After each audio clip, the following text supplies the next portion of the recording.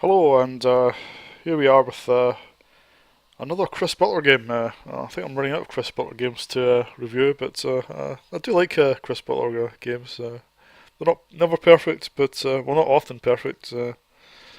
But he always manages to just deliver, good fun playable games, even if they're not, that all that accurate. And this is probably a good example of that.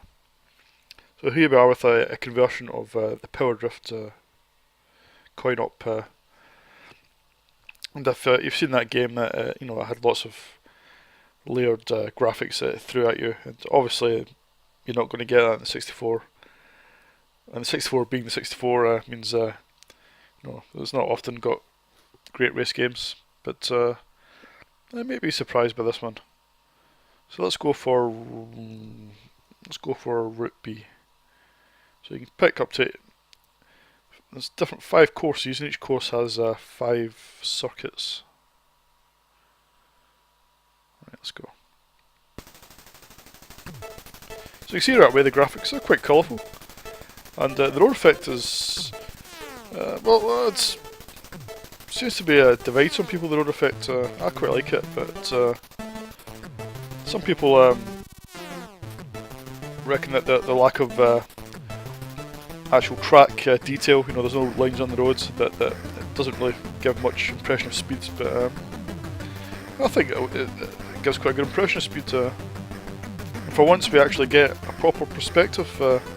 If you move left right, perspective of the road changes, and it's not often you see that on a 64 race game.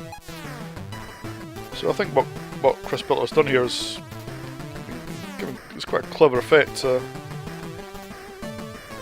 The actual roadside graphics shift around at quite a fair rate, and are quite big and colourful.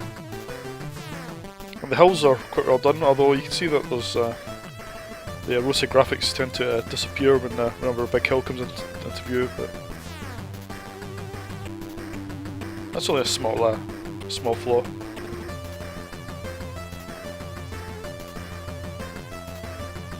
Then the patterns, it's an okay tune by Dave Lowe, but actually the loading music he wrote for the game's much better. I wish that had been in the game instead. Unfortunately, there's only one tune in the game, and it gets a bit boring after a while.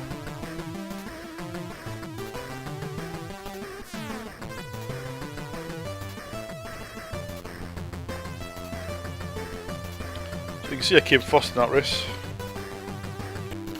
I think the little characters at the top, they're all nicely animated, all got the little mannerisms. And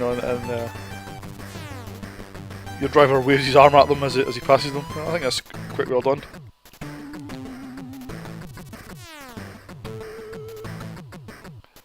The only slight cheat is when you crash, the screen's supposed to spin round, but it really just shifts left right. But it's okay. I mean, it's quite an economic effect. It's probably the best it could do with given the technology that the 64 has.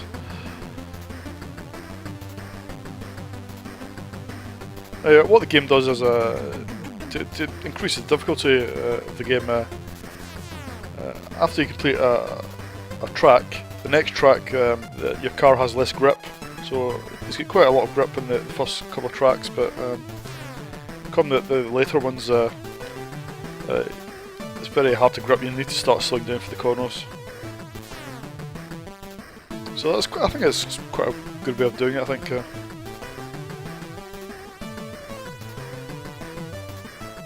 Obviously, this is not a very accurate conversion from the coin op, but I mean,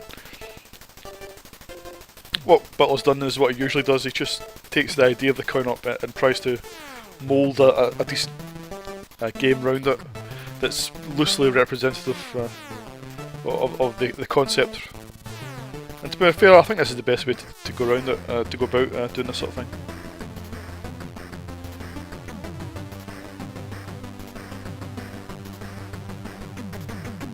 Some of the colour schemes are a bit dubious. Purple and light green doesn't really work well for me, but maybe that's the personal choice. You see the bridge effects are done quite well. There are actually some scenery on this hill. I'll take that back. A comment I made earlier. I think if you fall off yeah, you get a little effect there if you fall off. Now you've got to get at least third in the race to carry on to the next course. Or the next track, sorry.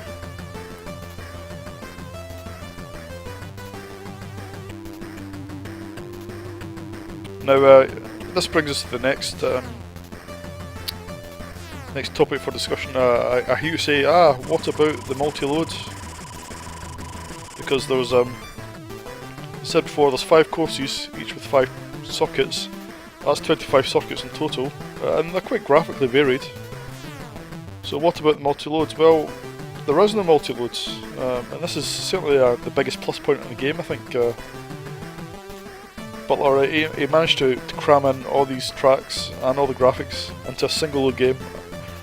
I have no idea how he managed that, but it's quite an achievement, I think. Especially if you compare it to Turbo Outrun or even Butler's later race game Turbocharged. I mean, both of those are heavy multi-loads. But here he managed to cram it all into a single load.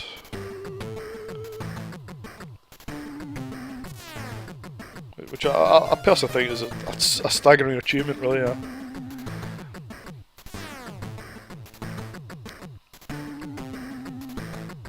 As a race game, I mean, it's fairly no frills. It's fairly standard. It's not really against the clock, but it's for position. So you see, my car doesn't have quite as much grip now. It's starting to slide. When I go around the corners, starting to slide to the outside of the track.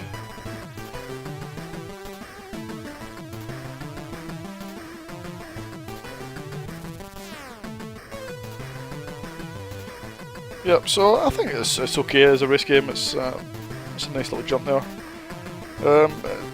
It's quite good fun, short-term fun, but it does get repetitive quite quickly because you know, in the video I've shown you, it's pretty much all the gameplay that's in the game. There are no other features in the game, just different tracks to race around. And to be fair, I mean, that's each circuit is, you know, different enough to make them memorable, I think. So you're able to learn them. But I think once you've conquered all the courses, I think you know, the appeal of the game is definitely going to wear off.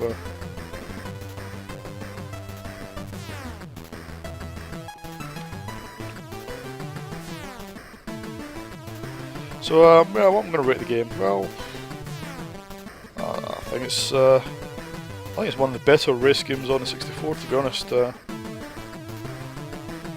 it's not perfect as a conversion. It's certainly not very accurate. And it's only very loosely, you know, based on the coin-op. But I think as a race game in its own right, yeah, it's definitely worth a look. Again, said earlier, it's down to personal choice whether the road routine actually works for you. It works for me. I think it's quite a good routine, but I know some people don't think it works very well. They don't like it, and that's fair enough. You know, it's down to personal taste.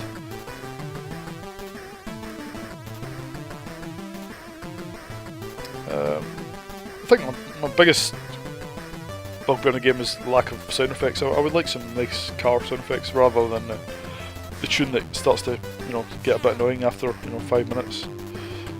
But yeah, that's more of the real gripe in the game. So I'll give this 8.5 out of 10, I think, which means it's, you know, a seriously good game. It's just got a few niggles in terms of the sort of lastability, or you know, and the sound could be a bit better. But yeah, that's my only real issues with the game, to be honest. Right, well, there's not much more I can show you in this video. I think I'm about to win this course. Course C is pretty easy. Or is it course B I'm on? Yeah, it's pretty easy.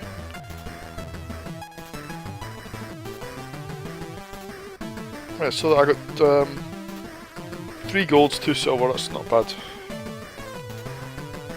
Yeah, obviously, this is as far as the presentation screens can go, because it's a single load game. There's no way he's going to cram in extra presentation screens, so the presentation is a little basic, but it's understandable. Right, well that's all for this video, and I'll see you in the next one.